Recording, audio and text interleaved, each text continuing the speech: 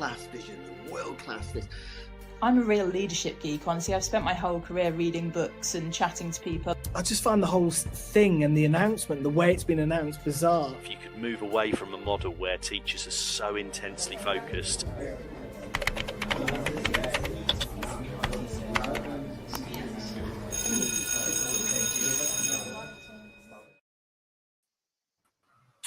Evening all. How is it going? Welcome to Teachers Talk Radio. We thought we'd do an impromptu live today just to talk about whatever we want, really, in a general sense. I've got Yasmin and Nathan here. How's it going, guys? Yeah, good. I'm having like an extremely lazy day. Probably tell I'm actually in bed. Nice. Yeah. Nice, sounds good. Nathan, been up to much? Went skateboarding because I'm like I'm like a walking, talking midlife crisis. When I like I went. It's been sunny today, so I went down on the bay and went skateboarding. So yeah. Isn't there that movie? Is it Back to the Future? Where, well, no, I mean he was actually cool, Marty McFly, but I'm sure there's another one where it's a really old guy with a skateboard. Trying to pretend he's young. There's a meme of like Steve Buscemi with a skateboard where he's like, hey kids, look at me. But that's my kind of general style at the moment. It's like I got told what subjects I'm teaching next year, and after half term, and I went out and bought myself a skateboard. Well, talking of midlife crisis, yesterday in school, a fellow science teacher in my school, I was doing duty, and he came over for a chat, and there were 5 year 7 girls just wandering through the foyer area, and they said, "Mr. Rogers, how old are you?" And I said, "Well, how old? Depends what you're asking. How old am I, or how old do I feel I am?" So I said, "I'm 40, but I feel like 55 at the moment."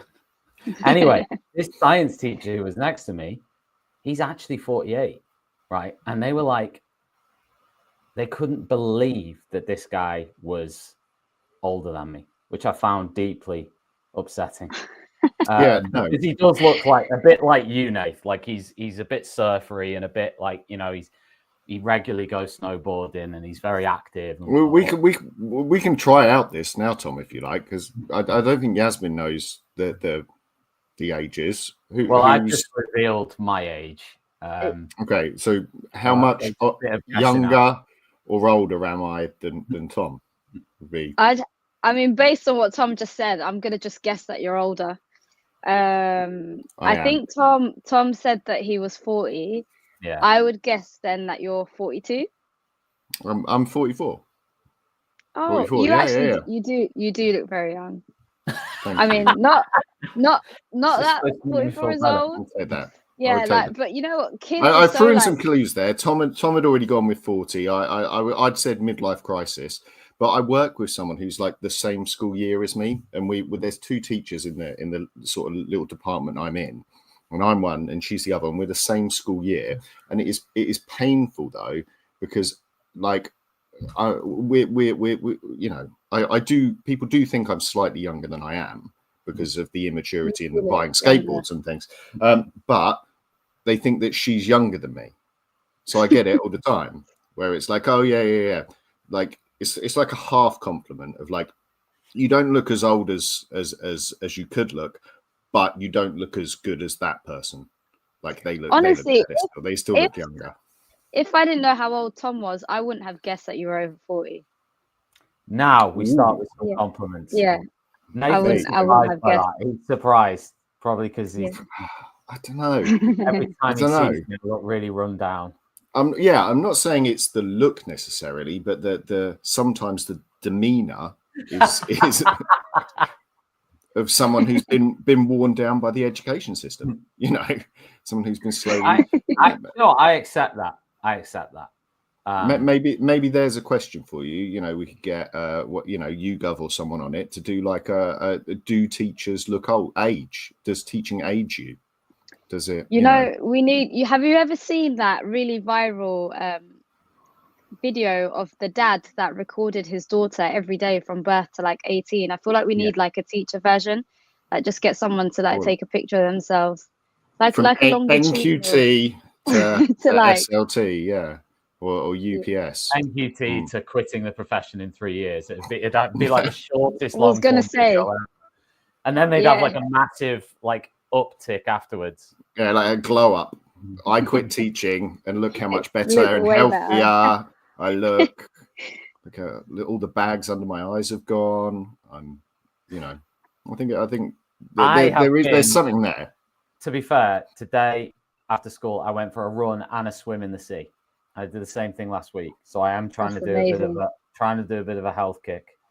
I'm playing football twice a week as well, so I'm really trying to do something. But the problem is my diet's appalling. Yasmin, you know that I drink inordinate amounts of Coke Zero. I eat a lot of empanada. I eat a lot of. I sometimes have a cerveza, a cheeky cerveza, Estrella Galicia probably, and just eat a lot of. I like literally today. I just ate a bowl of vegetables with no seasoning in them. Just nothing. Just I felt like I needed to eat raw vegetables. No, seriously. I honestly, I haven't even finished. Look. I feel like we should never feel guilty about our diet. Like, I genuinely believe that. Like, I feel like the human body is designed for you to just not be too hard on yourself.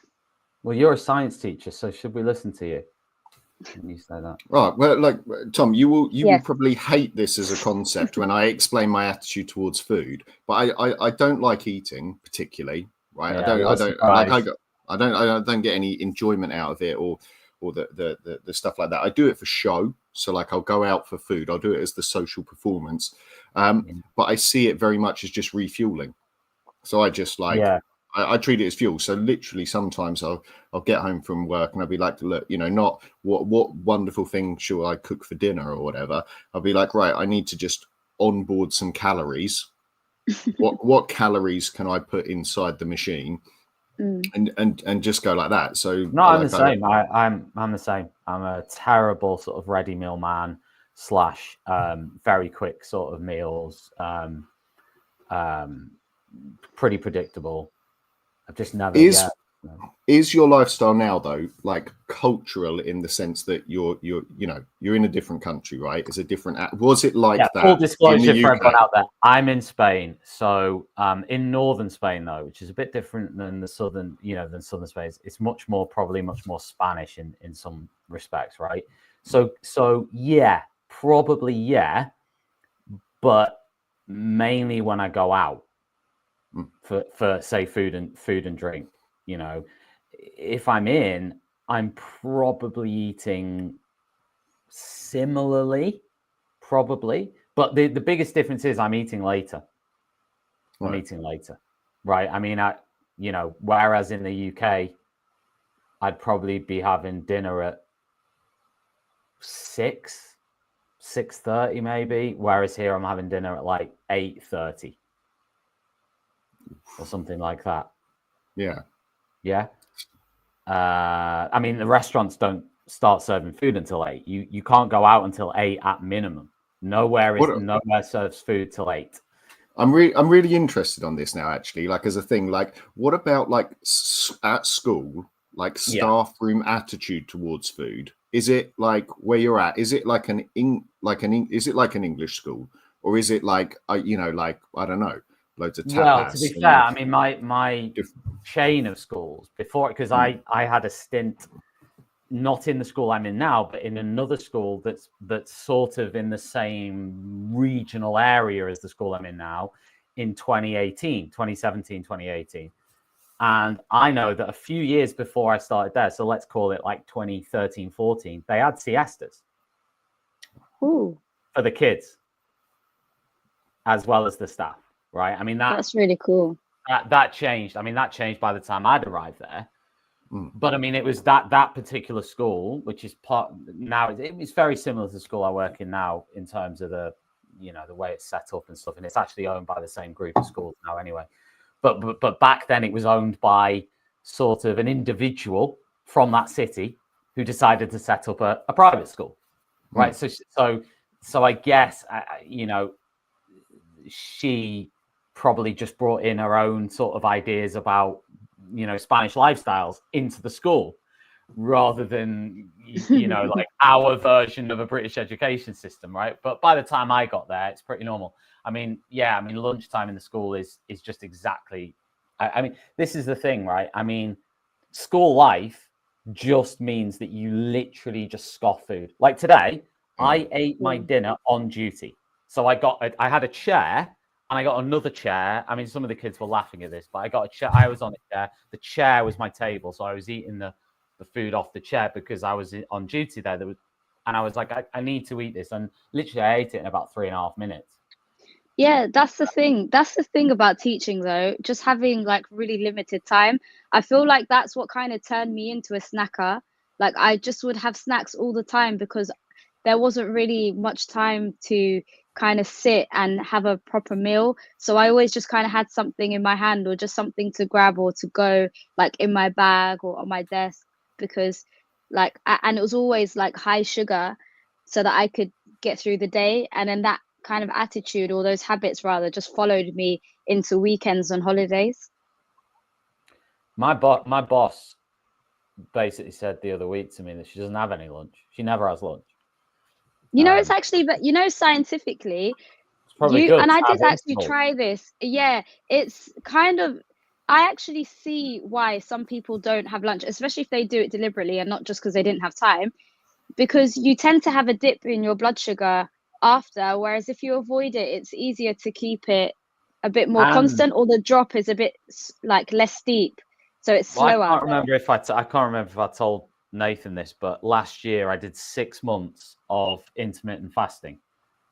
Yeah, so I did good for you. Monday and Thursday. It was 700 calories on a Monday and a Thursday. And I managed to stick to that for 6 months, but I moved to Spain, and you miss a week, and it's really tough to go back. Yeah.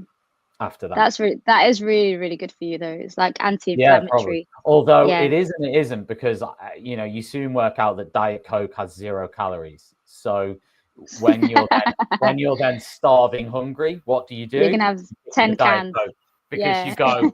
Diet Coke 0 calories. I probably drank more Diet Coke, than I do now. But yeah, it was tough at times. It's tough. Yeah. I don't believe that Diet Coke has 0 calories. Is that true? It's true. It has 1 point on Weight Watchers. I think it's one of the only items that has that score on Weight Watchers. I read somewhere. I mean, of course, it's killing you. It's killing you. It must be doing something else. It's got something else. It is. There's something else is killing you. Yeah, inside and burning your insides out on a sort of gradual basis. But yeah, it was. It's like 1 point on Weight Watchers. 0 calories. All right, so I feel like we shouldn't really be saying it's like we're sponsored by Diet Coke. Diet Coke is probably a very, very bad thing. It's probably very bad for you. It's I don't know if it's better than, like, I drink a lot of coffee, but I put so much milk in my coffee that I'm pretty sure it's a meal, like by itself. So like, I don't have breakfast. I'll get up, but I will probably by 10 o'clock have had like a pint and a half of milk through cups of coffee. Whoa. Which like, because I'm just like, because I'll probably have had 4 cups of coffee by then, like half a pint of milk. Yeah, I am. Well, I imagine like my bones are probably indestructible, but I haven't eaten, and then it'll get to lunchtime and I'm too rushed, so I'll eat like a packet of biscuits, and I mean literally like a packet. I'll just be like, right, I'm hungry, I need calories, I need food. Dunk, dunk, dunk, dunk, dunk, dunk, dunk. Eat a packet of biscuits because I've got a packet of biscuits in my drawer. Completely miss lunch. Get home, feel terrible, feel worn down. Order a pizza. And then I think like there's that is amazing. None of it is working right. None I think of it. we've just established all of us are basically ruining ourselves. But I don't have like, I see people who have Tupperware, and I see people who have like time on a Sunday night, you know, and they'll be like, oh, like I just Instagrammed my meals for the week, and it'll be like, you know, like them doling out like veg and for like all of that stuff, their meals for the week, and they'll maybe do some, you know, I don't have the forethought or the energy after a day's teaching to think about putting some oats out overnight to eat with blueberries in the morning. I don't have time for that, so I'll wake up late and I'll have a coffee, and that's, you know, I imagine there are people who can do it. I'm not one of those people, or I haven't found a way for it to be natural. I just think teaching lends itself to being more unhealthy, because unless you are incredibly disciplined, which a lot of teachers are, right? I always marvel at people who get up at 5 a.m., go for a massive run in the dark, post a picture of it on X, and then drive to work after getting ready. I'm like, no, I could never do that. Never ever do I that. could never do it. Maybe I can do a run at night. Like I've done a run after work today, but of course that's, you know, it's sunny today. There's a beach nearby. You know, there's certain mitigating factors there. If it was grey and I was in like Manchester, I don't know whether I would have gone out today. So unless you're super disciplined, you have very finite periods of time to eat anything, and it is much more likely you want comfort food in school. For me, I just want something that makes me feel better quickly. I think that's common. To look forward to, you know, I have to have something that in the day where I'm like, I can't wait to eat that. Yeah. A couple of years ago, so one of my neighbors is actually my really good friend who I used to work with in the same science department a couple of years ago. And I remember one year we had a New Year's resolution that we were going to start running before school, because we used to go to school together every day as well. And I was like, so we were going to start in the first weekend of the new year. I think this was like 2022. And I was like, let's just hope. But then our plan was, if it's raining, our agreement between us was, if it's raining, we're not going to do it. Like, that's the day we're going to take off. So I was like, I hope that the first Saturday of the new year is raining. And it was. So we just never got started. But like, we told everyone we were going to start and then never did. I agree. I think the odds are stacked against you. I can think of examples of people who, like, I know of teachers who like proper cycle into school, not like your little commuter bike, proper, you know, road bike, lycra, cycle into school kind of thing. Like, well, I tried to do that. There are people who do it. I tried to do that 10 years ago. I bought a bike. I burnt the bike. No, I didn't really. But I bought the bike. I went in, like, I did maybe 3 weeks. Maybe I managed. But it was just such a faff. And, you know, you get to school, you're like, I probably need to have a shower or you know, and then that adds time on, and you're worried about whether you can leave, you know, when you need to leave the house and all that. So you sleep less well because you're worried about when you have to leave to make it in time. I mean, this is what I mean about it. Again, that was probably the mindset I was in at the time as well, which was, I mean, I'm still in that a little bit, but nowhere near as bad as I was in terms of like just the stress levels, just feeling like I couldn't do anything apart from that. You know, it's probably why I burnt out. But I did try it. I tried the whole cycling to work thing, couldn't sustain. But what I mean, I think like everything in teaching is stacked against you. Yeah. Do you know what I'm like? Sure. You know, that it's not a profession where it's easy to be healthy. Anyways, what do you think the most read article on TES is at the moment? Okay. Either I've seen something about behavior. No, I'm not cheating. I'm either going. No, I'm either going with behavior, right? And there is a school in Liverpool where they are having to salute, and there's the mum's upset about it. No, so, I've seen think that. I will guess. It's Either really obvious. It's really obvious. The one about the teachers on strike because No. of the poor behavior, or something to do with behavior and No. teachers getting like hit and stuff. Oh, No. Oh, I'll okay, give you wait. a clue. Inclusion, Give me a clue. inclusion. Nope. pay. Do you want me to give you a clue? It's Give us a clue. Yeah. Yeah. That's Pay. pay. And Oh, wait, the but the pay rise, angle. Wait, 4% pay rise. I'm going with the angle here, and the angle is the fact that, like, I think a quarter of it is unfunded. No. It is No, literally an article. Right, I'll tell about you. the It's 4% pay rise. It's like, It's literally yay. an article showing you the pay scales. Okay, so my next question to you is, Oh, what is the minimum that a teacher starting in September 2025 in England can be paid? Okay, well, that's hard because I teach in Wales, so I'm going to deduct 4% from whatever my estimate is. It must be around. Oh my God, it was so long ago that I was an NQT. I'm going like around 28. More. 30, More. 32, More. 33. Well, 32, Between 32 and 33. 32,900 is the absolute minimum that a teacher entering the profession in September 2025 can get paid. In London, the minimum, and it says, I mean, it's a bit misleading. It says for those teaching in London, this could be as much as, and then there's a figure. So I don't know if that's the same, but anyway, minimum for London? About 36, 37. More. It's changed now.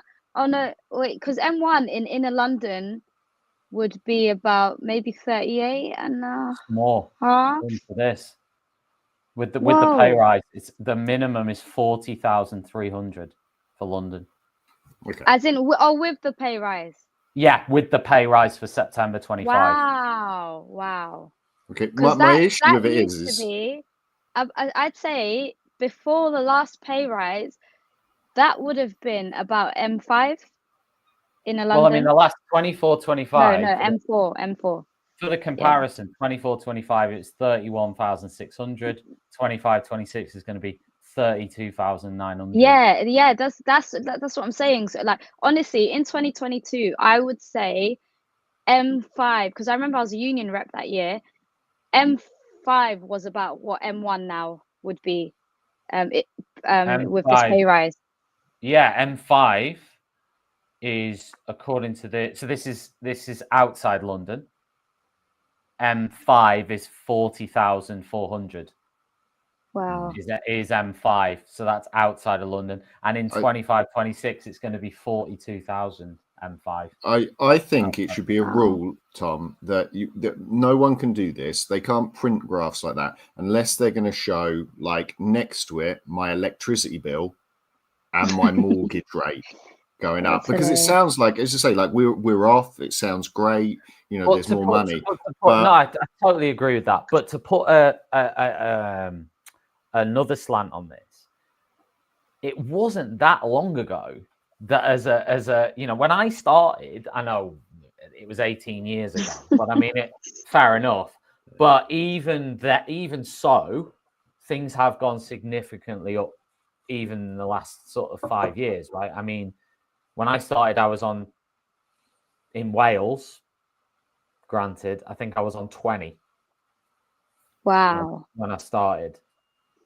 Yeah. I started, so I was in an inner London school, and because I was willing to teach all three sciences, because I think a lot of academies have done this thing now where there are like different pay packages for like different people, and I don't really agree with it, but I mean, technically have benefited from it in the past. So my first school, because I was willing to, in my interview, teach all three sciences, they actually started me on M3. So I started on M3 in London, which at the time, I don't even remember what it was, but I think it was 35. Well, now, do you want to know what it is now? M3 in London? No, it was 37. I started on 37. Okay, well, now this September, it'll be 44. Wow. So it's gone up. I mean, I'm happy for teachers, but yeah, like I technically, I feel like I kind of cheated the pay scale because I did M3, 4, 5, and then I became SLT and then just went to the L scale. Yeah. But like, because I didn't start on M1, I remember I didn't really know what I didn't understand like teacher pay that well, but I do know that even the last pay rise did make a big difference for a lot of people. Yeah, I mean, it's interesting. Obviously, that the pay rise is also extended to leadership as well. So there's some significant pay rises there. You know, I think the weird thing for us at the moment, right, is this feels like an amazing thing to a lot of us because of when we started. Teachers were underpaid. So now it feels like more. But to people, sort of the generation before, my parents were teachers, when they talk about it, I came into it at a low point in teaching where teachers, pay had been dropped or at least hadn't kept track with inflation. And then I came in there. So now going up this much back to, somewhat, or at least getting us a little bit higher up to where we could have been or should have been if we were tracking inflation, feels amazing. We're all going, oh my God, wow, that, this is a really good thing. When in fact, does it even get us back to where a straight line would have been from, say, the 80s or the 90s following inflation? Does it even get us back to where we would have been? Because it doesn't feel like when I talk to teachers, they're doing all right. They're doing all right, but it doesn't feel like, it's a really well-off profession or or particularly even, we are middle class by nature, but it doesn't feel like, certainly not the prestige maybe, or the expectation of maybe what it used to be. In the private sector world now, sort of early mid 20 somethings are changing jobs all the time. That's the first thing, right? They're changing jobs quite regularly, every year even, right? Whereas I wouldn't have dreamt of that. I wouldn't have dreamt of moving, even if I wasn't in teaching, right? Imagine whatever job I'd have been in when I was 21 out of uni, I wouldn't have gone, I'm going to move on from here in a year or two, and I'm going to make sure that I increase my salary when I do that by X amount of money. So I think that's been a change. And I think obviously just salaries have gone up across the board. And I think the expectation amongst sort of graduates and stuff has gone up a lot in terms of salary. So I don't know. I mean, do you think that is going to be attractive enough to get enough people from a financial point of view? Do you think that's now sort of mid-range attractive to a graduate? I don't know if it's that. If that was the point, I don't think this is enough. If it's about stemming the flow maybe of people leaving, I think it might do something. And I think as like a signifier, as a story to say above inflation pay rise is a really strong message to be saying to teachers, about their worth, about their value, about, where the education system might be going, to rather than it being, oh my God, like I remember coming into the profession, the Gove years and things feeling like a battle, being that, we were referred to as the blob, it being very combative. And I can't imagine through that period. And now I think to reflect on someone saying, we've accepted an above inflation pay recommendation seems like wow, like, oh my God, they do value us. And I wonder if that's more the message than will we ever be competitive with the private sector, or will we ever, I think it is probably more of a gesture, more of a message to teachers rather than to potential teachers. Yeah, I completely agree with that, by the way. I think it will be better for retention than recruitment. And I think the biggest thing, a really big thing that impacts recruitment is just the wider mainstream perception of teachers. And until that changes, and you can stop getting on the news for refusing to follow like a school uniform policy, then I just don't think, until like the mainstream view of teaching improves, I think there will remain problems with recruitment.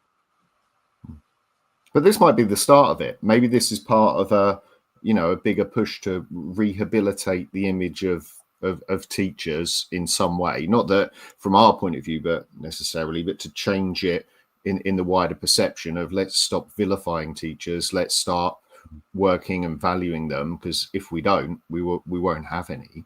Yeah, I think it's a start, but I also think there's still scope for using it to denigrate teachers. I think some people might be like, schools don't have enough resources for pupils, for some of the funding or some of the money is going into, lining teachers' pockets. I still feel like there is scope to use this against teachers. But I agree. I do agree. I see what you're saying, though. Oh, 100%. And, I wouldn't put it past, a couple of weeks' time, we won't be getting headlines pitting teachers against doctors or against nurses, saying, oh, teachers got paid more, nurses aren't going to be. Who do you value more? And all of that divide and conquer stuff going on that always happens. Yeah, watch in September when there are like news articles that say, after their lovely long holiday, teachers are now going to be earning, X amount more after they've just spent 6 weeks off, whilst everyone else, like doctors have been saving lives, and the police have been dealing with issues, whatever. Like I see that coming in September. I sound like such a cynic. No, do you know what? I remember saying to like a younger member of staff in the sort of the COVID years, and they were like, oh, there was, I think it was nearer the start when we were clapping people, and teachers were included in that clapping as being, valuable people. And I was like, just wait, because soon it will be our fault. It will be our fault soon. Just brace yourself, because closing schools will be our fault, and we will have done it and damaged the world or whatever, and we'll be, be hated. And it feels, you're right. It feels maybe a little like that we've got a little storm coming, and some of us might sound cynical, but we've been through it so many times now. Yep. No, I hear you. Another article in at number, I think it's in at number 3, was teachers at Outward Grange to strike over longer school day. And a letter to parents from the trust says both NEU and NASUWT will strike next month over a plan to extend the school day to meet minimum expectation. Let me hang on. Let me find out more. And what's that? What are those expectations? No idea. Like, had they made some sort of mistake in their timetabling and not given everyone their full schooling hours? I'll tell you right now. So,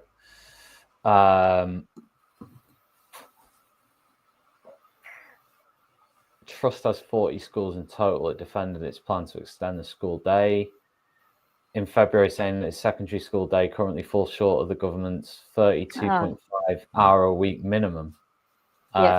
It is proposing to increase the length of a school day and teaching contact by 30 minutes a day, so the day ends at 3 p.m. rather than 2:30 p.m. Like, that's a real problem. Depends when they start, though, no?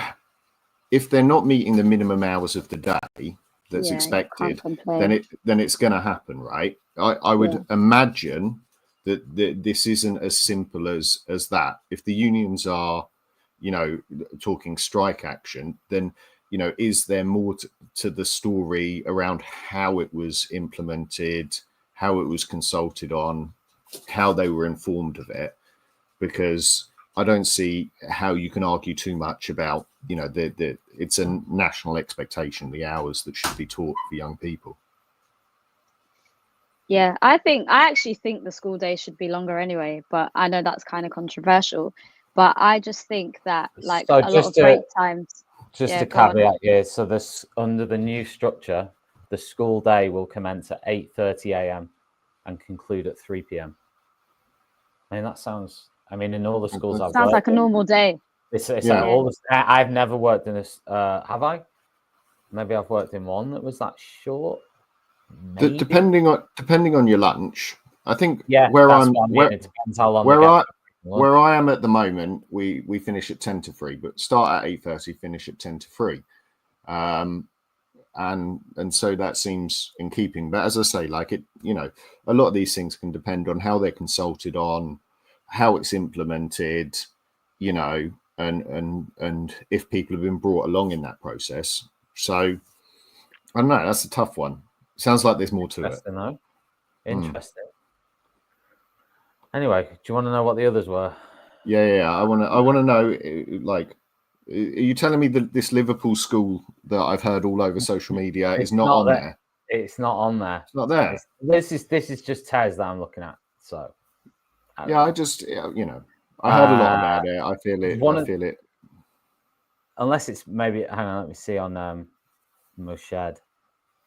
No, I'll tell you one that was interesting that was on the most shared list was an article about teaching abroad, saying about the growth in international schools. I was going to ask you guys, if you could choose a country in the world to teach in, where would it be? And why? That is tough. That is could be a region. Could be a region. Maybe a country's a bit too specific. I mean, for me, like I've gone back to Spain after having a stint in Spain. So in 2017-18. So I feel like I just, I'm sort of addicted to Spain. But if I wasn't Spain, Portugal would be pretty good. God, I'm boring.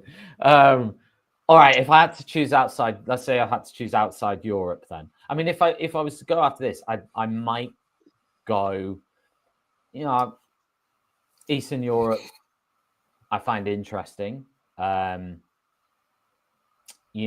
like the idea of some sort of pop-up school, startup school in like somewhere like Montenegro or maybe the Balkans somewhere, or even up. I mean, I looked years ago. I looked at like Estonia, and I looked at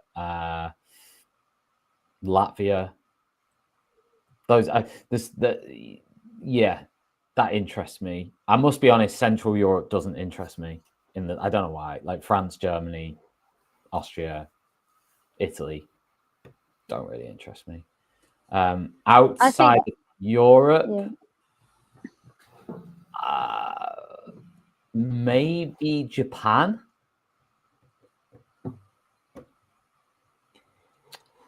You could join Will. Will's there, isn't he? Will's there.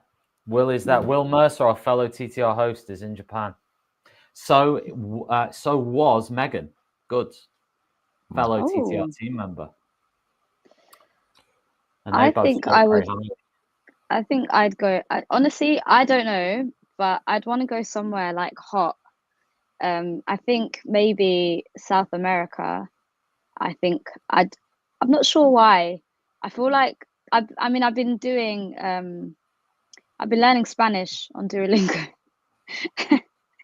But I don't know. I've got a friend that's moving to South America to teach. She's really into sport, and like I've had family recently visit South America, and it just looks really nice. It looks really nice, and I just thought, I don't know though. I feel South like America is a big place, though. I think you need to. I know. I mean, that's like saying I want to teach in Africa. Like it's just like I don't really have an answer. Yeah, I know. I actually did a school year in Africa. I did year 5 in Egypt. Oh, nice. It was totally different. Totally different. I used to get a school bus in the mornings. Everything was done in Arabic. I didn't speak. I didn't know anything about Arabic, but I learned it while I was there. I was there, and it was actually really fun and really different. We had a horse in our playground. That was just so different. When I came back in year 6, I really struggled to like readjust, even though I went back to the same school I'd been in from nursery. It was just so hard. Like I remember we were doing like geometry. I was doing like circle theorems in maths, even though I was like 9, 10. It was really cool, to be fair. I had a great year. But I don't know. I don't actually have an answer. Just said South America. While Nathan's thinking about it, should we give a shout out to John Cat and just why say not? thanks for sponsoring us, John Cat, and go to johncatbookshop.com and get 20% off any John Cat book by using the code JCTTR2425. There you go. I've got a topic for us to talk about. Go on. It's the one that I saw people tweet about recently, including you, Tom, and it was about inclusive schools. I don't know if you saw about a week ago, there was like a lot of talk about, I think there was this article that came out. Oh, it was the toilet break one. The Center for Young Lives.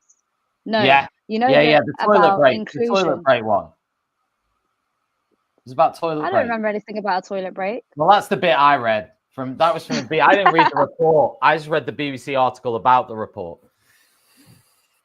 But go on. Tell us something about it. I'll read a tweet to you. Mm-hmm. It's not by me, is it? I mean, you'll find out. It says, apparently inclusive schools have low exclusions and detentions, according to a new report from the Center for Young Lives. And I have a big problem with this.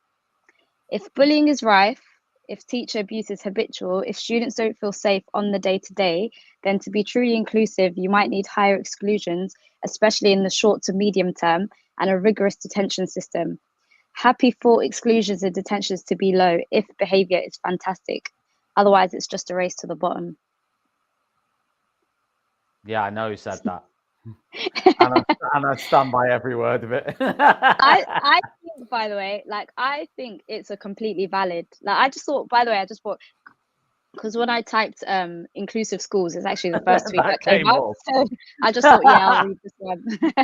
But by the way, I think this is totally valid, and I thought maybe we could talk about inclusive schools generally. I just kind of read your tweet to remind you, but I think it's a great topic to talk about because loads of people tweeted about it last week. I can't remember everything that was said, but I do feel like there's this kind of and by the way, you didn't say anything wrong there, Tom. I actually agree with you.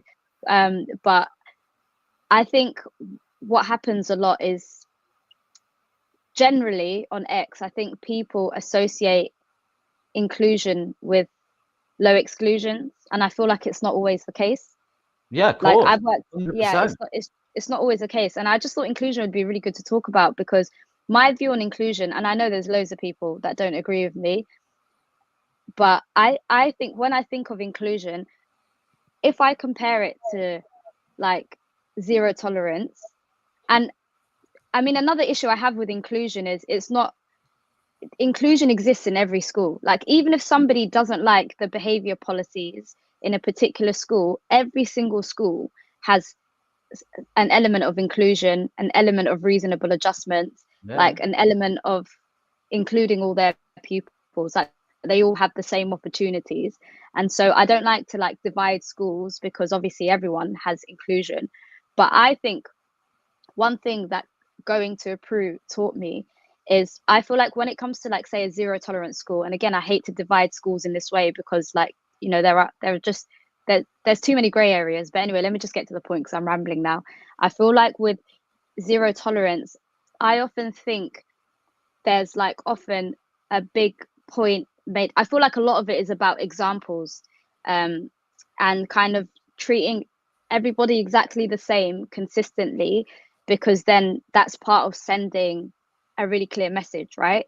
And when I think of inclusion, I often think, or what I really like about it is that I think it takes into account the kind of variation or the unprecedented or unplanned circumstances that can impact children.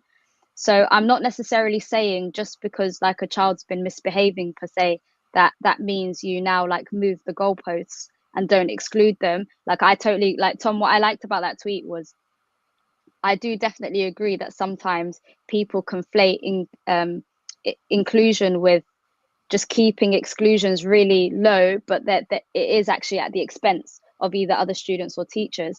But I think what I really like, I mean, inclusion isn't really the right word, but what is it called again? Trauma informed practice. I think what I like about that is I think it's an individualistic behavior system, and I feel like it takes into account the fact that there will be loads and loads of circumstances that can impact a child at any given point, and that is kind of used to help them reach the end goal. Like, I think what I like about inclusion and trauma informed practice is that I feel zero tolerance doesn't do, is that it takes into account the risk to a child's life if they were to be permanently excluded.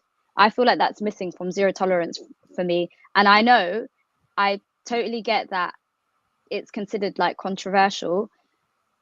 I'm not explaining my point really well, but I know it's considered controversial, but I think for me, that's what I like about trauma informed practice. The fact that a risk to a child's life is considered in the instance of a permanent exclusion more so, or to a higher degree than it is in zero tolerance.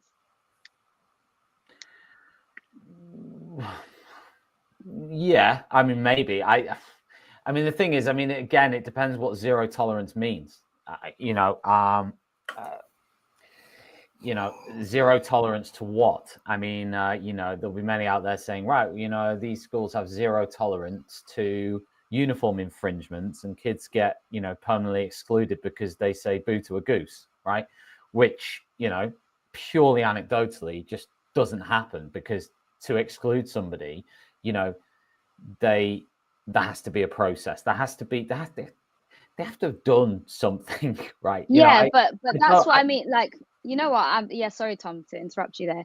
No. Honestly, I'm not really explaining this well, but you know what? You just reminded me. I feel like a lot of behavior policies are very reactionary, and a lot of the time, I actually think it's quite easy to predict a child that could go on to become permanently excluded, especially in the case of persistent disruption or persistent disruptive behavior, because they'll be doing a lot of the same things again and again and again.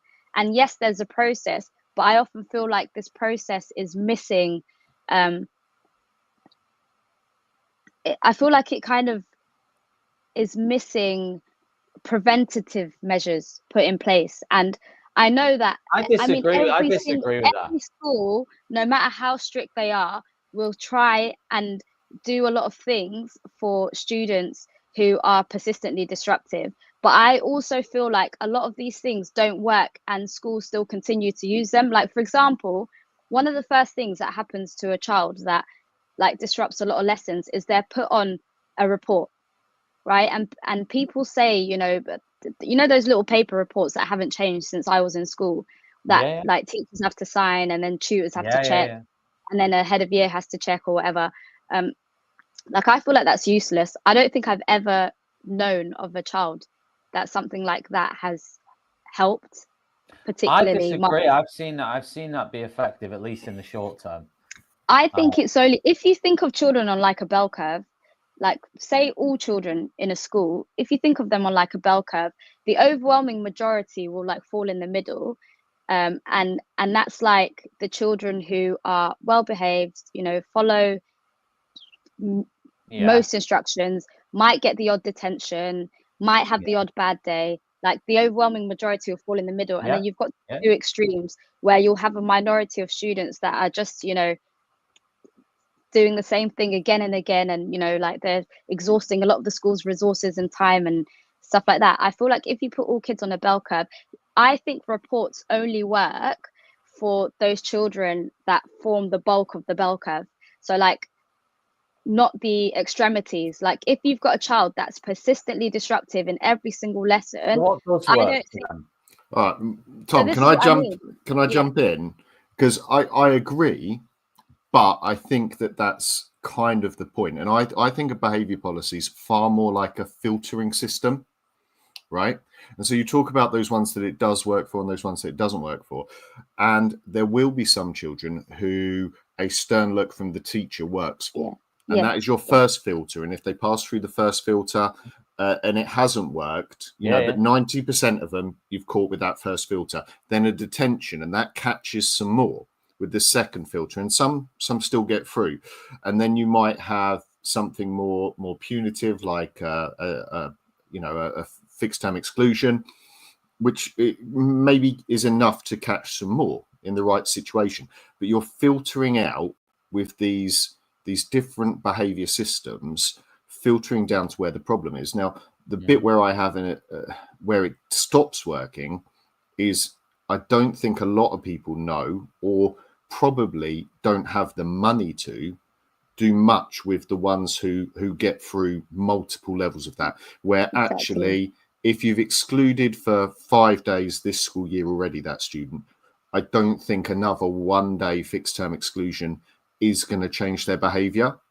But at that point, that filtering system of behavior, which I do think works, and where people kind of make a false assumption sometimes is they take something like, a after school detention or a lunchtime detention and apply that to the child who would have got through all of the filters anyway, right? Who that was never going to work for, but we go through the stages. And so they say, this child who, massive problems in the community, lots of risk factors around them, an after school detention they're not even going to turn up for. Well, we know that because that filter really isn't going to catch that child anyway. We need something else. At that point, when you get to talking about inclusion, the reality is anyone who complains about inclusion, we have as inclusive schools as the taxpayers are willing to pay for. And that's the bottom line, because you can reduce exclusions. You can feasibly think of a system where there would be no exclusions, but you would need to increase pastoral time. You would probably need to increase release time for all teachers to give them that time to work in a trauma-aware manner and plan their lessons as such and be aware of their students and do mentoring sessions. The cost of it, all of those pastoral officers. So you can be as inclusive as we can afford to be. And I think a lot of schools do a fairly good job with being as inclusive as they can with the funds that they've got. Or I don't think to flip that round, why should people pay for individuals who refuse to take any personal responsibility for their own behaviors? But at that point, that's not an educational, that's not, is it possible? That's almost no, I'm agreeing with you. I'm saying what you've said is possible. I mean, what you've said is feasibly possible. And that's where we get to that political decision of like, okay, a bit like anything, how much should the state help people who don't want to be helped or appear to bite the hand that's feeding them? All of those that's kind a of bigger question. aspects. And obviously from my perspective, I mean, it's a very tricky one, but we've gone so far down the path of searching, pushing, and looking for reasons and ways to accommodate, even when it comes to teacher assaults, even when it comes to having teachers' hands shoved indoors, or teachers pushed in the corridor, or teachers verbally abused, or teachers being pushed around during their duties, or teachers being, squared up to on their way out of school, or whatever, right? Blah, this goes on. It's how far we want to go. What you're suggesting is that we put in whatever amount of money, just write it on a piece of paper, right? We just keep going and going and going and going to try and include everybody. No, mine would be the other way around, Tom. I think that for it to work, for truly inclusive schools to happen, you would need to put that funding at the front before issues happened.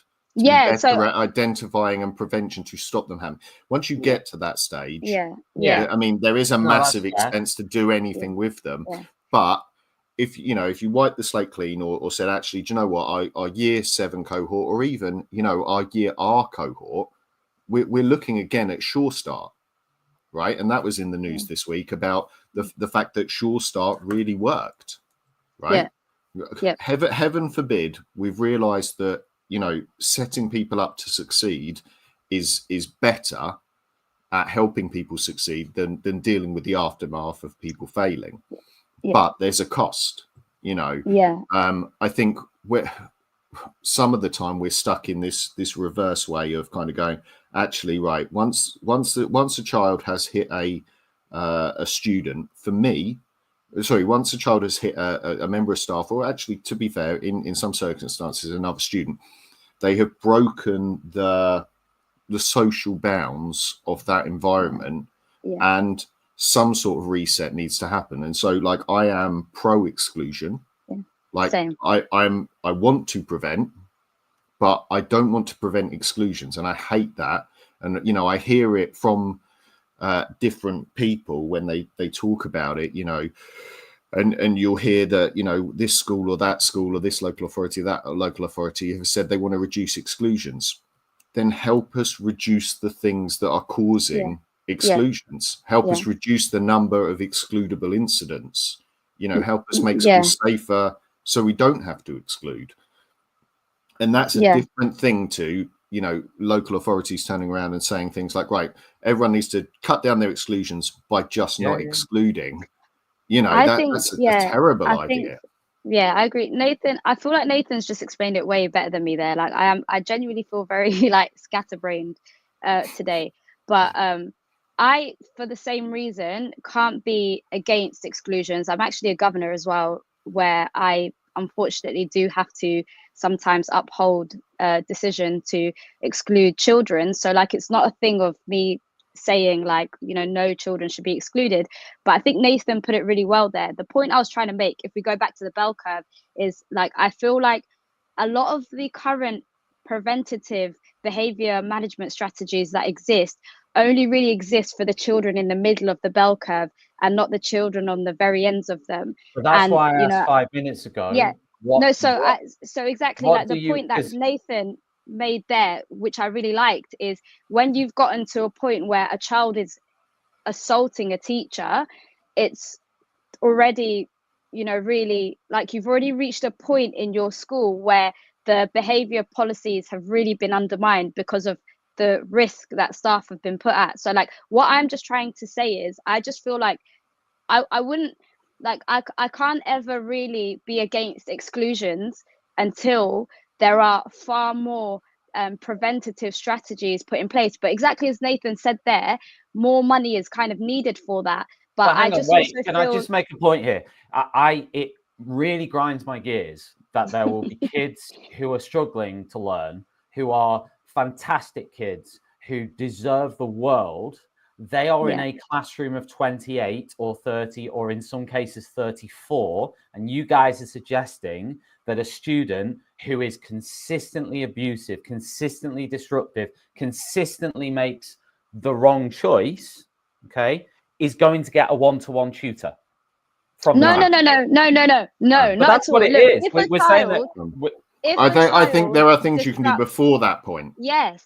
But can I just say as well, if a child is disrupting a lesson, like they should, that no one should have to put up with like repeated disruption. I don't like support that at all. I just think there are loads and loads of strategies that can be used. Like, I just feel like there aren't enough preventative strategies that are used in teaching. I feel like teachers often don't get enough training in those strategies. Like, if I just use an example, a couple of years ago, I had this year 7 student who within a week, like, just knew that we were going to have a really tough time together. You know, like, he just from the start, his behavior is really tough. And I just immediately thought, I'm going to try practice my own kind of, you know, preventative strategies. So I made like a personalized, and I presented it to you before, Tom, at the TTR science of the Teach Meet last year. But I just kind of made, I just looked at what he was doing wrong in that first week. Obviously, I followed the school behavior policies. I escalated it. I used the, you know, traditional sanction system that week whilst I was kind of observing him. And then I made this really, you know, personalized to-do list to just kind of help him, or to see if it would work. So it was essentially a set of instructions that I could see he wasn't following, and I just wrote them in the first person. So, you know, but for everything. So like, you know, I will come in and I'll get out my reading book. I will write the date and title. I will underline it. I will this, I will that. And then he just had to tick it off. And then at the bottom, what I did, because I just thought, look, this child is just going to end up stacking more and more and more behavior points. That's going to then become evidence. That's going to then be the school. And, no criticism of the school. It's a really inclusive school, and credit to them that I could even use these kind of strategies myself anyway. But I just thought, I knew if a year 7 child in their first week has already got behavior points across every single subject, giving him a couple more isn't going to do anything. And so inclusion for me was being considerate of myself, of that child, and also the rest of the children. I thought, I'm going to actually try this list. So rather than sanctions, what I had at the bottom, and I put it in red, I literally printed it in red, was I put a set of things that he had to avoid. And I would tick those. So it wasn't necessarily him. I would tick those bit in red if he did them. So things like, I called out when I was supposed to be working in silence, or I disturbed another people, like a etc. report? Because report cards. No. So what I did was, instead of give him a sanction or a detention for those things, I basically took away any previous positive achievement points that he achieved. So I used it to kind of negate the other stuff that he'd done correctly. So he could get a certain number of achievement points based on the previous part of the list. And what I did at the bottom was I would use that to hold him accountable at the end of the lesson and take away. So I would be like, yes, you've underlined date and title, or you put your hand up to answer a question, but you also spoke to a person out of turn, or you disturbed another people, etc. And what eventually happened was he learned. I feel like sometimes you can't even assume that every child can just follow instructions straight away. I feel like it's really easy to just label them as disruptive. And I'm not saying every child has underlying needs. He didn't necessarily have any needs, but I actually feel like this is the kind of stuff that I see as inclusion, or the kind of stuff that I don't see happening everywhere that I feel like could happen. But what eventually happened was that child was able to do everything in that exact order consistently. And eventually I just kind of took away that to-do list and kind of integrated him into the seating plan with the rest of the class. And he was fine for the rest of the year. He actually got a grade 9 at the end of year 7. And so the point I'm just trying to make is, what I feel like is sometimes missing, and I'm not against zero tolerance per se. And like I said earlier, I just kind of use that phrase generally, but I feel like there's no school. Who is in favor of zero tolerance? What does zero tolerance mean? No, but what I'm literally trying to say is, I don't like those kind of totalistic statements zero tolerance, trauma informed, because there is no school that is just one thing. Schools are really dynamic and complex. So but I'm just using zero tolerance in the context of the kind of behavior management strategies that typically you'd see labeled as zero tolerance. Do you know what I mean? Just so that I don't end up going on a massive tangent again.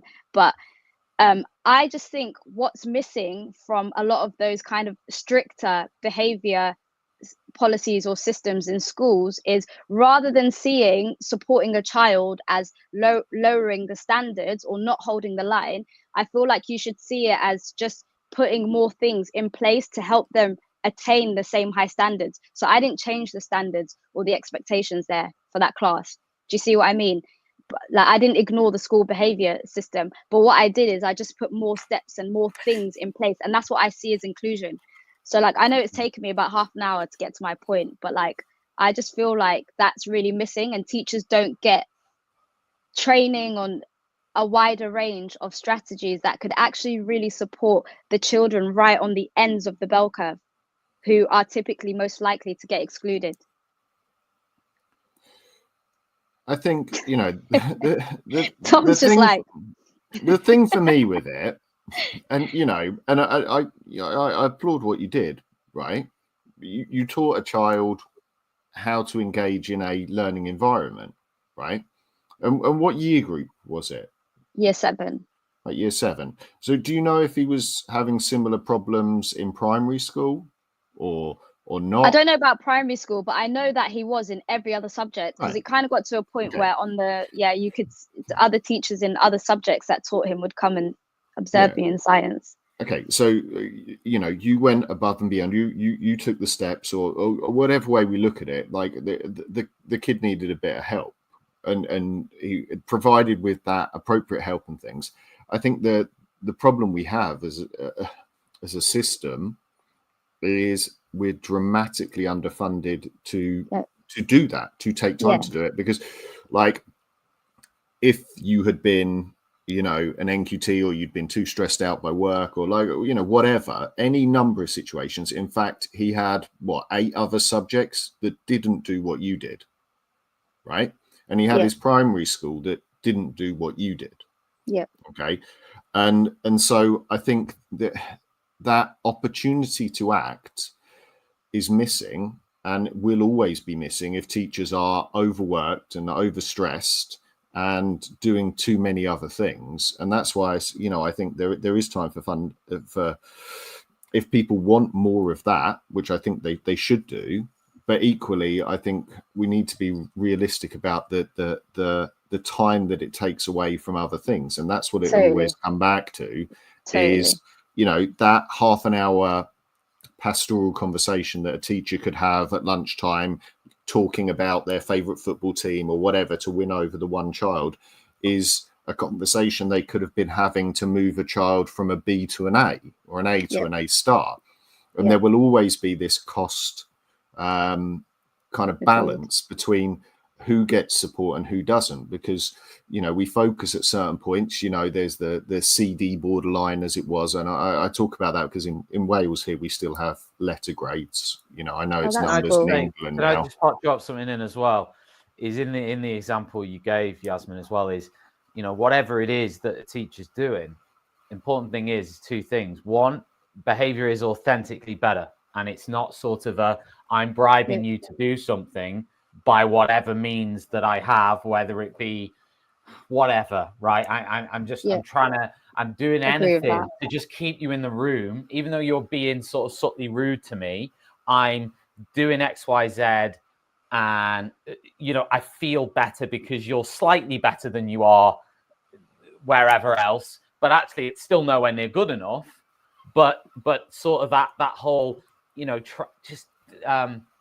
Look, Tom, maybe it's about making the teacher themselves feel better about saying, you know, there's something happening here, but actually, you know, I'm not saying this is your case, by the way, but I'm saying that it often happens if someone says, oh, I've transformed it, I've done X, Y, Z. But when you actually get into it and you actually really look at it, you're going, that's slightly better, but is it because you're bribing them with that? And also, it's still not anywhere near the sort of levels of like standard sort of respect that you really are trying to aim for. I don't really know what point I'm getting at there. No, Tom. Look, Tom, I completely get what you're saying. And to go back to that tweet, actually, one thing that a thing that really stood out to me about that is you mentioned like a race to the bottom, and I genuinely totally agree that one of the things, like even in the example I gave, even though yes, like it worked in that instance, I am just one person, that was one child, there is a lot of scope for it to go wrong. I completely agree with you. There is a really thin line between you know, what happened there and like bribery or like a lowering of expectations. I totally agree with you. And like, to just tell you another story really quickly, and I promise I'll be quick this time. I once worked in a school where vapes were allowed. Yeah, and I know that sounds mad, but they were allowed if you handed it in the morning. Nathan just like perked up there, but like and like genuinely, I feel like it was it. Like honestly, listen to this. I was like so like, you know, pro inclusion and like all of this, and then I went there and actually a lot of my views reverted back to being like a lot stricter actually after I went to that school. It changed me, because what happened there was we had this policy where in the morning you had to hand in your mobile phone and you had to hand in a vape if you had one. I would have to put it in like a sealed plastic wallet, whatever, with your name on it, and you'd get it back at the end of the day. Now the thing about vapes was you could bring it to school with you in the morning so long as you handed it to staff. I was SLT there, but I wasn't. I had nothing to do with behavior. And then you get in those sort of cultures, you get the whole thing of, well, if you're really good in the morning, we'll give you your vape during lunchtime, right? Honestly, Tom, it's like you read my mind. So I'll tell you. I will tell you what happened. So the policy was, if you don't hand in your vape, the deputy head is going to break it with a hammer, whatever, he's going to chuck it away. That's what he used to say. I'm going to smash it with a hammer. You're not going to get it back because you didn't give it to us at the start. And I used to say the whole point should be vapes are not allowed because it's against school policy, or vapes are not allowed because it's bad for your health. It shouldn't be based on what they do or don't do. Anyway, I ended up teaching a lesson soon after that policy started. I was also a science teacher there. And I just saw this like kind of cloud. Like I turned away for a second, and obviously like vapes smell like Skittles. You told me this story. And anyway, this kid, I was like, hand it over. He tried to gaslight me. He was like, I don't have anything. Like, you're making it up. Got the same deputy head who made the policy. He took this. I eventually got the vape off the kid. I gave it to the deputy head, and they left together. And what then happened is this kid came flying back into my room a couple of minutes later, and then called me like a racial slur in another language, in the Bengali language. And I basically text my friend, and I asked her what it meant. And she basically told me it actually literally translates to black monkey. So what then happened was this child ended up getting a fixed term exclusion. But when I was speaking to the head teacher, what had happened was the deputy head gave him the vape back and sent him back to my lesson. So he was like, you've been caught with it now, put it away for the rest of the day, go back to your science lesson. So it shifted it from being problem being it shifted the problem for the child being the behavior policy to the problem being me. Do you know what I mean? So like yeah. Just as another example of, you know, like a race to the bottom. This is a way smaller example than that, but even just last week or a couple of weeks ago, you know, I've had a few kids actually this academic year say to me, can we work that detention back in the lesson? I hate that. If we're good for the rest of the lesson, yeah. And I'm like, no, that's I don't know where you're getting that from, but that's just not the way that I work with things. That's not going to happen. I always say that's a much lesser example. That's a much lesser example of what you've just described, but it's the same thing. It's this whole idea of, it's like I say, it's this whole idea of no matter the cost, and what you've just said is a perfect example of this.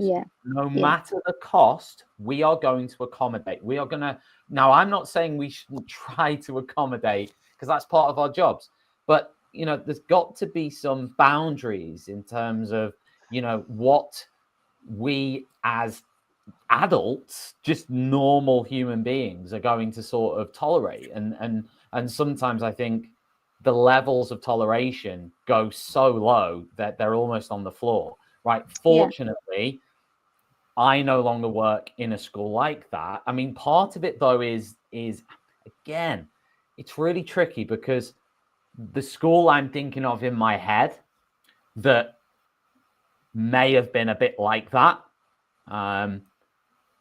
they were in it wasn't all about, you know, some people will say it's just the leadership. It's just on the leadership. They're not, you know, it's just the leadership, right? I don't fully buy into that. I don't fully buy into that. I understand what people are saying, the leadership, the policies and all that, and the staff all working together, it all makes a difference. I get it. But I do not buy into this idea that you can take, you know, it's a little bit like what I said about Ofsted judgments, but saying this school's rated outstanding. Take the staff out of there, put them into the school that is currently in special measures, where there are a ton of kids who are running, who you know, it's not even running riot. They're just completely disengaged with the idea of needing to learn anything. Okay. You know, actually, I think Ray last week on TTR was talking about this, you know, talking about the difference between kids in London and outside London, talking about maybe aspiration, maybe, you know, sort of interest in learning and what I don't. Yeah, I mean, so many will disagree with me, and that's fine. They will say you can take an idea or a system and a way of doing things, like out of, I don't know, Michaela, and then you go from there and you import that into Coastal Academy in North Wales, where I spent the first 5 years of my career.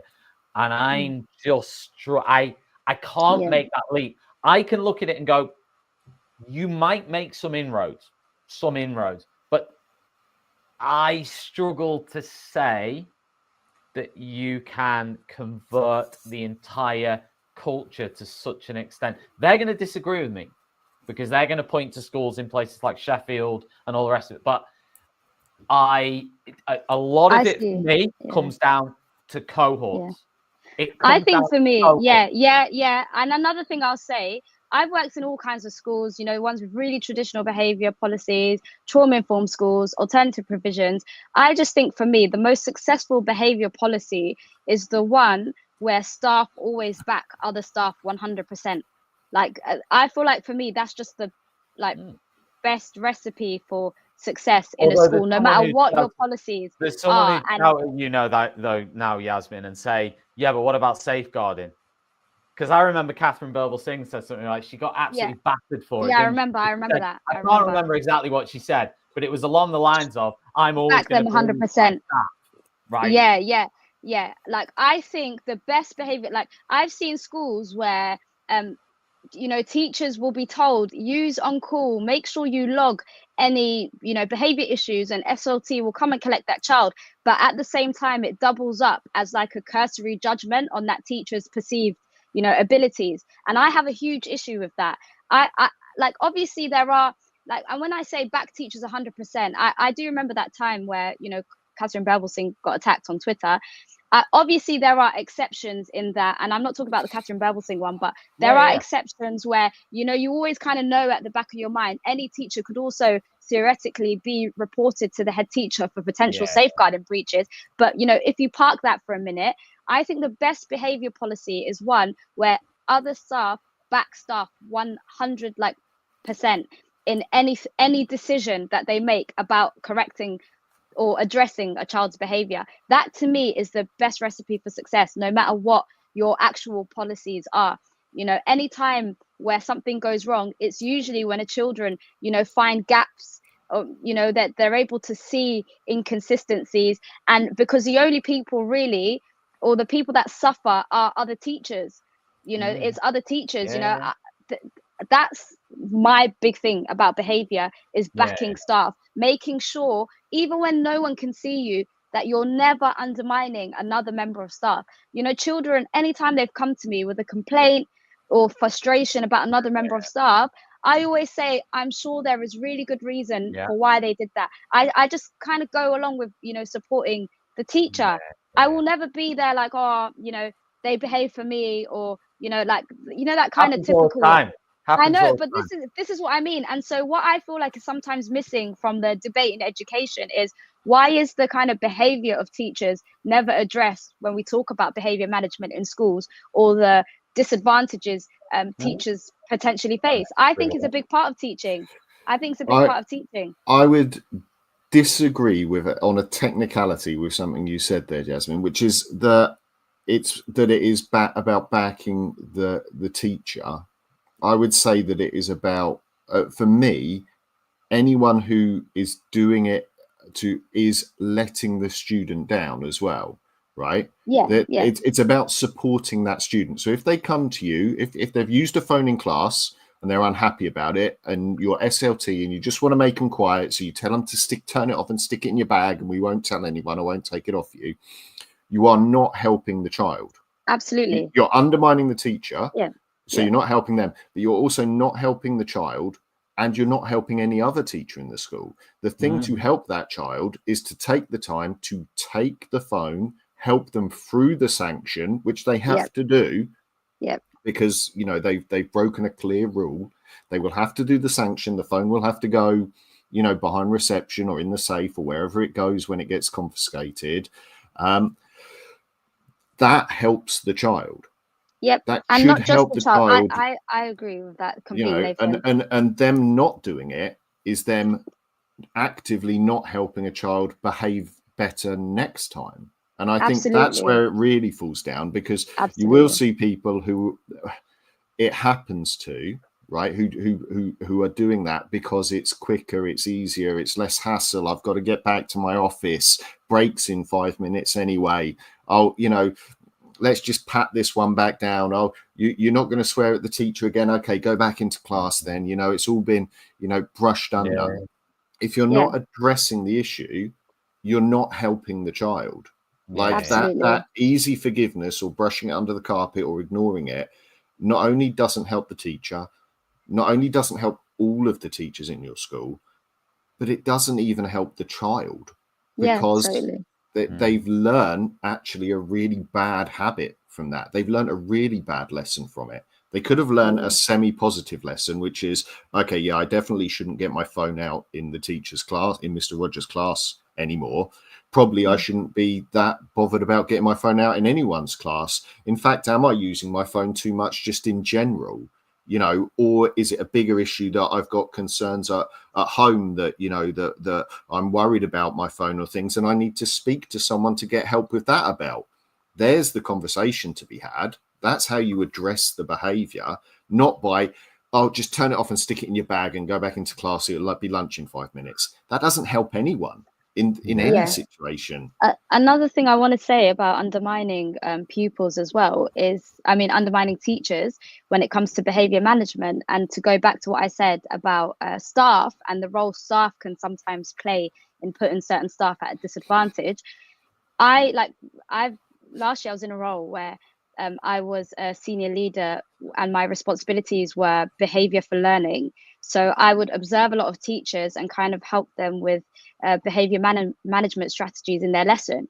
If I went to a lesson and I saw that a pupil wasn't doing the right thing, I would actually I would give the teacher the opportunity to address that, because what I was avoiding was walking into a class, you know, as SLT in my, you know, jacket, and then kind of giving those children the perception that their teacher needed help. Like, it wasn't help. Like, if I had anything that I needed to say, I would make sure it didn't come from, if there was a child who wasn't doing what they were supposed to do, I would make sure it didn't come from me and it came from their classroom teacher. And I didn't like log these things. I didn't use it against them, but just my point being, you're their classroom teacher, you're their kind of point of authority, and the person who's kind of running the room. And so I would just make sure I gave that teacher the chance. And one thing I've noticed that's increased a lot in schools is, you know, people coming in, doing learning walks, sit up straight, you need to do this or that. Like, I feel like, what message does that send to a class if somebody else comes in and, you know, starts to help manage the behavior? Like, what message does that send to those pupils about their teacher? Play devil's advocate. By the way, this will have to be the last thing, because we've been on for 90 minutes nearly. We've been through everything that we could possibly go through. The weather, you know, exclusions. Inevitably, we end up on that. But I was going to say that, you know, to play devil's advocate, there's people out there who would say, well, it's sort of like modeling. It's sort of like team teaching. I don't agree with this, by the way. I'm more of the sort of, what I get what you're saying, but you know, there's that other way of looking at it, of saying we need people to sort of go in there and model what everybody should be doing, right? But I do agree with you, right? I mean, if, for example, you know, let's imagine a teacher's in a class and I don't know, let's say it's a uniform thing, right? And, you know, and they're in a class and, I don't know, two of the students in the class, the teacher hasn't asked them to do whatever it is they're supposed to have asked them, you know, in line with the uniform policy, right? And then a senior leader comes in and sort of in front of that teacher says, so-and-so and so-and-so, do this, do this, do this, do this. You shouldn't be doing this. That isn't one that's good, is it? That should be one that's more of maybe a chat afterwards of like, hey, just to let you know, I spotted a couple of kids who weren't doing this. I mean, that's probably a bad example, but you get my point. Oh no, I do get your point. I feel like it. Oh, go on, Nathan. I'll let you. I've said enough. I dislike it as a management style. That what you described, right? I dislike it. This kind of pulling up the bootstraps, saying this kind of performative, setting high expectations. Whereas in that scenario, either the teacher didn't notice because there's too much else on them, right? Or the teacher did notice and they actively made the decision not to address it because it wasn't worth the hassle for whatever reason of setting a detention the kid never turns up to, calling on call that Which never would- gets which would be the- arrives, which would be that the never, wrong you thing. know. Which would be the Yeah, wrong I thing don't to like do. that. No, But it Yeah. is the which would right. be the No, wrong but, thing to do, but understandable. yeah, but it's wrong. Yeah. it's but that's I don't blame that on the teacher for not doing it, right? Because that is the only survivable action. Like the only other option is that they really don't care as a teacher, and maybe there is a performance management type issue that you need to address, which I think is incredibly rare. I don't think anyone, that's such a rare thing that it's worth parking off as a last consideration ever, right? But if a teacher is not doing it, you coming in and making a public performance of it doesn't make them do it anymore, just makes them more wary of you. Whereas, having a conversation with them afterwards and saying, look, what led us to this point? And they say, I knew I had an observation. I was stressed out by that. I was flicking through my lesson plans. I was focused on doing A, B, and C that I have to show in all of my observations because I need to be on Pastor's perch and live marking and helicopters teaching. I was just focusing on teaching. Yeah. Sorry, man, I didn't even. I just got carried away with trying to do a really good job in maybe a challenging situation, right? And oh my god, these things I could do be any reason. I do form lessons, and sometimes I don't notice, everyone's shoes because I'm dealing with an issue. In the corridor, someone can walk past me and I can say hello to them, and they might have one of their buttons undone, and I might not notice because I'm trying to find something else to get off the photocopier because all of these things happen. That and I think the question is, why didn't I notice, and can we reduce that load? We talk about kids' cognitive load all the time. We don't talk about teachers' cognitive load. Thank you. Thank you. When we're jumping through so many hoops, or we've got a twilight after school for 2 hours that we've got to do something for, or we've got this or that going on, or you're real panics because this is a tough class and I don't know if I've got a TA. I mean, to give another example, it's the same thing, and this is where I was going to touch on this today, weirdly, but we never got onto it. Is similar example, but imagine the thing is like you're not doing a retrieval quiz. It's the first 5 minutes of the lesson. I've walked in. You're not doing a retrieval. That sort of why isn't that happening? Right? It's the same thing, right? It's like, normally I would try to do that, but whatever the reason is, there shouldn't really need to be that sort of lack of trust sort of situation of, are you trying to undermine whatever it is by not doing this? Well, obviously 9 times out of 10, that's 1 in 100 that might be the case, right? I mean, 99% of the time, it's just going to be a teacher trying their best, maybe doing what's best for that class in that situation, maybe deviating from the handbook, maybe deviating from the scripts and the everything that needs to be blocked in at particular moments and times. Okay. Same thing on the behavior issue, but it's a different thing, but it's the same thing. It's like, how do we approach? And this is where, next time we do this, we'll have to talk about this, learning walks, because let's do performance I've management. got so much to say. Do performance management next time. Let's do next time we do this. We'll talk about. We'll touch on that. I mean, I like the idea. We'll also do our usual thing of looking at what everyone else is reading, right? Because then it's not just about us, right? I'll quickly type up a test article and get it to the top of the. Why performance management sucks most of the time. So much on that. It's so much on that. I've got so much to say. Even the new age stuff, it's like our performance management is just unbelievably sort of holistic, and when you actually look at it, I don't know. We could discuss this. We could discuss this in great detail another time, guys. It's been a pleasure. Thanks everybody for joining. We've had quite a few comments which I haven't put up. I'll say shout out to people who've commented instead of putting the comments up. Anna said hi. Give us a cheeky wink.